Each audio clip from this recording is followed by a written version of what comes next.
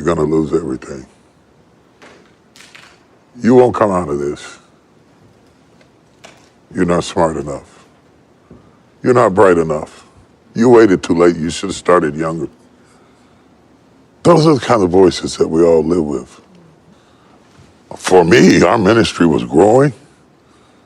We lived in a nicest house we'd ever had, driving a nice car, living from paycheck to paycheck, but making it.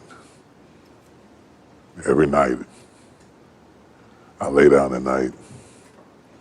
After she goes to sleep, I hear the voices. Those voices are the kind of voices that stop you from buying into your own life. Stop you from enjoying the good times and believing that they will last. The anxiety and the pressure and the strength that it took to get from where you were to where you are doesn't go away, so you don't really believe it's yours. You're driving it, but you don't really believe it's yours. And you're scared to relax and really rest in whatever it is or whoever it is, because everything else went away. Maybe this will go away too. We talk about faith for bad times, but you also need faith in good times. To actually believe the goodness of God is not going anywhere. To silence the voices that keep saying you'll never make it. You're about to lose everything.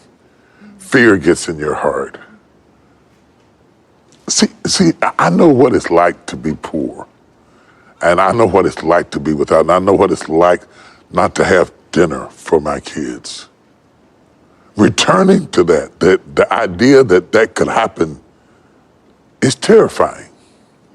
And the enemy always has some sort of tool or memory or situation that he uses to terrify you, even though the good times are here and the dream is there, the blessing is there, and the goodness is there. But there's always this haunting, nagging defiance that says, don't you relax. You're not worth it. You don't deserve it. And it's not going to last. Resting in what God has done is often more difficult than receiving what God has done. To rest in it. To believe that it will last. To believe that you will last, that love will last, that life will last, that good times will come, that things will be better, is difficult because of the voices. And you are what you eat, and the voices are the food that feeds your faith or fear. So if you want to change your diet, you can change your outcome. But you have to stop talking to yourself the way you do.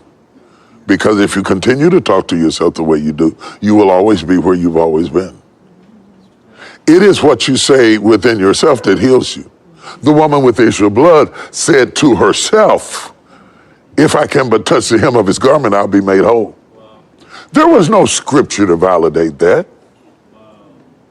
She could say, she wasn't quoting Deuteronomy or Numbers or anything like that. It's just something she said to herself. There was no doctrine around it. We've never seen that happen before.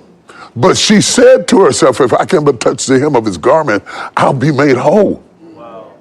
And all the while she was crawling, she kept saying over and over again, if I can just touch, if I can just touch, if I can just touch, if I can just touch the hem of his garment. And without Jesus' permission, and without the support of the disciples, she creeped up on him and snatched a miracle. Snatched it. Snatched it because of what she said to herself. You see those voices that say what you can't do, what you can't have, what you can't be, what's not going to last, what's not going to work, is how the enemy pulverizes the promises of God in your life. And it takes word to combat word. That's why when Jesus was in the wilderness and Satan was throwing word at him, he was throwing word back. And what we have to do is put word on word. I'm blessed. I'm blessed in the city. I'm blessed in the field. I'm blessed in my uprising. I'm blessed in my downsetting. I'll be blessed into my old age. I'll be blessed when I'm an old man. My grandchildren will be blessed. My body is blessed. My mind is blessed. My head is blessed. I got this. I can handle it. I can do it. Bring it on. Here it is.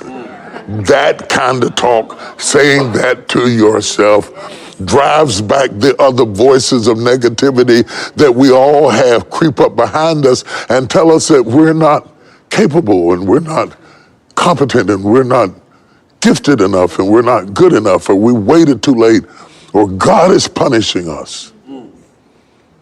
To talk back to those voices shuts the enemy down. The pressure I was going through, I was causing. Because the pressure I was going through was coming from the things that I allowed to reverberate in my head. And I'm wondering if there are things echoing in your head right now that are stopping you from living your best life because you will not silence them by speaking back. You shall have whatever you say. So says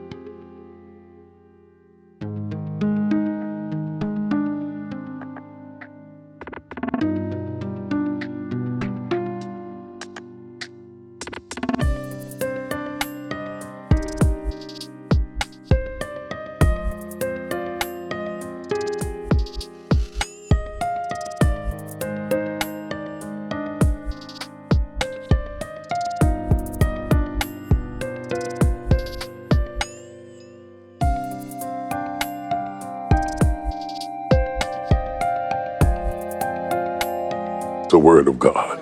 You shall have whatever you say. If it's betrayal, you shall have whatever you say. If it's a life without love, you shall have whatever you say. It doesn't just work positively, it also works negatively. You shall have whatever you say. She touched him and she was made whole. And he says, who touched me? Which means he's oblivious to what's going on. This is all happening in her head. The whole thing happened in her head, and the Lord, who is omniscient, asked a question, who touched me? And the disciples, wanting to be important, answered him, said, everybody touched you. He said, no. That's not what I'm talking about. Everybody around me don't touch me. Everybody around me don't touch me. You missed that. Everybody around me don't touch me. Just because you're around me don't mean you touch me. Somebody touched me. Somebody touched me. And she came out from the crowd sheepishly and said, it was me. It was me. She got a miracle while